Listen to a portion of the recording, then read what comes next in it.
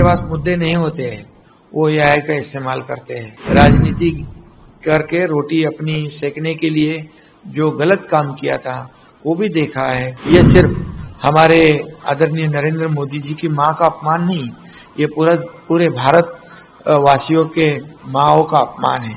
मैं सबसे पहले उपराष्ट्रपति आदरणीय सीपी राधाकृष्णन जी को बहुत बहुत उनका अभिनंदन करता हूं, ढेर सारी बधाई देता हूं, शुभकामनाएं देता हूं। सीपी राधाकृष्णन जी महाराष्ट्र में राज्यपाल पद पर महाराष्ट्र को मार्गदर्शन कर रहे थे, हमें मार्गदर्शन कर रहे थे और महाराष्ट्र से वो सीधे उपराष्ट्रपति पद पर विराजमान हुए। ये तमाम महाराष्ट्र वासियों के लिए बहुत ही गर्व अभिमान की बात है और खुशी की बात है। उनका तजुर्बा जो है, उन्होंने राज्यपाल के रूप में भी काम किया है, संसदीय कार्य भी उन्होंने किया है और इनके इस तजुर्बे का हमारे देश के विकास में, देश के प्रगति में बहुत बड़ा योगदान रहेगा। इसलिए मैं उनको धन्यवाद देता हूं और इतने बड़े ओहदे पर काम करते समय भी बहुत ही मितभाषी है वो और बहुत ही सरल स्वभाव के है वो और डाउन टू अर्थ है और सभी लोगों को साथ में लेकर काम करने वाले एक नेता है। तमिलनाडु में वो बहुत ही लोकप्रिय नेता के रूप में जाने जाते हैं और इसीलिए मैं ये कहूँगा कि उनके उपराष्ट्रपति पद में एक देश को आगे बढ़ाने के लिए, जैसे मोदी जी, हमारे आदरणीय प्रधानमंत्री नरेंद्र मोदी जी देश को आगे बढ़ा रहे, देश को आर्थिक महासत्ता की ओर ले जा रहे, देश की अर्थव्यवस्था को सुधार रहे, देश को आत्मनिर्भर कर रहे हैं और देश का आत्मसम्मान बढ़ा रहे। इसमें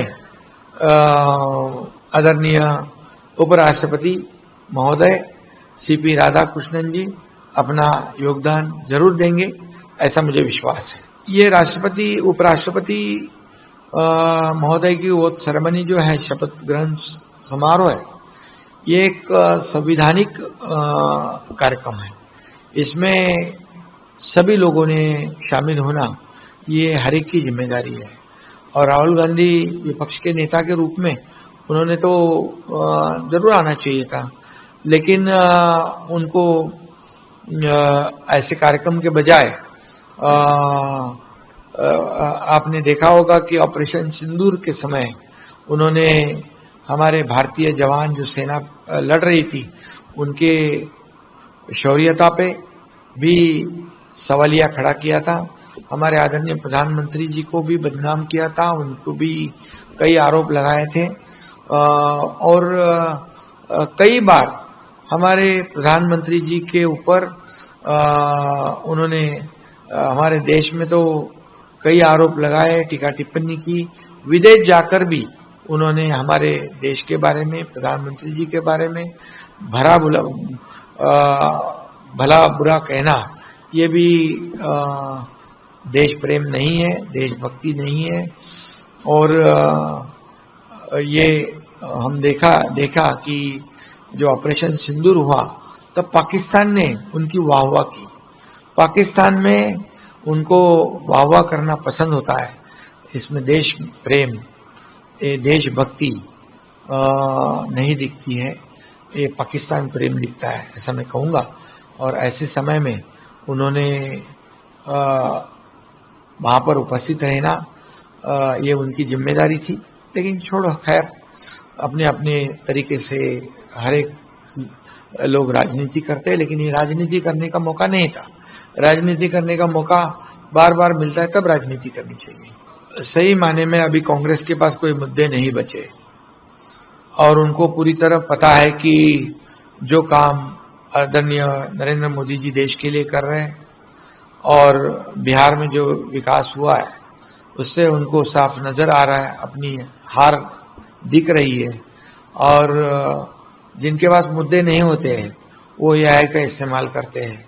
ये बहुत ही दुर्भाग्यपूर्ण बात है कि एआई के माध्यम से नरेंद्र मोदी जी तो राजनीति में है, प्रधानमंत्री है हमारे वो, लेकिन उनको तो बार बार उनके ऊपर आरोप टीका टिप्पणी तो करते हैं, लेकिन उनके माताजी माँ जी का जो कोई भी राजनीति से संबंध नहीं है, वो एक सरल और सीधी गृहिणी है और उनका आशीर्वाद आदरणीय प्रधानमंत्री नरेंद्र मोदी जी के ऊपर है।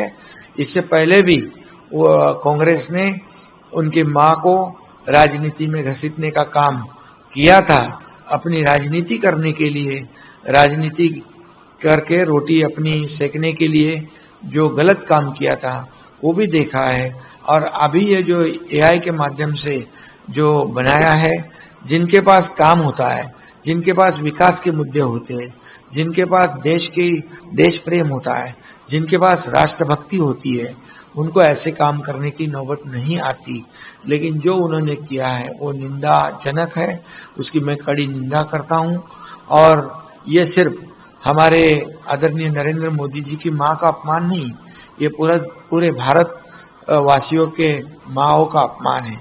और ये इसका जवाब कांग्रेस को जरूर देना पड़ेगा और बिहार की जितनी माताएं हैं इसका कड़ा जवाब आने वाले चुनाव में जरूर देंगे। सही में छत्रपति शिवाजी महाराज जी का नाम अगर बदलने की कोशिश या चर्चा होती होगी तो ये बहुत ही दुर्भाग्यपूर्ण है।